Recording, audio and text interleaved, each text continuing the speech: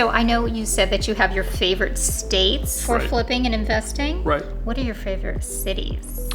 Favorite cities. Yes. The secret sauce. Yeah. Do tell. Yes. So. No one's listening, don't worry, right?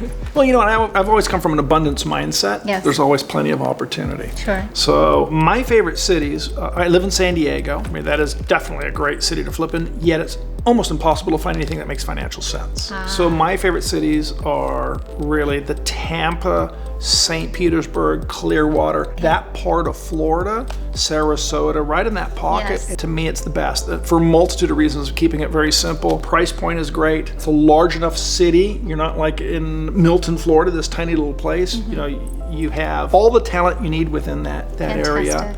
The market's appreciating like crazy. And if something went wrong, if you picked the wrong property, Yes. if you didn't do something right, what you could do is you can always rent the property out, Right. and it'll probably cash flow. You'll be okay. You can't do that in San Diego unless you're putting $500,000 down. Right. So there's that nice safety net there. Okay. So you got the upside of flipping a house for great money. You've got rents that are going through the roof for cash flow.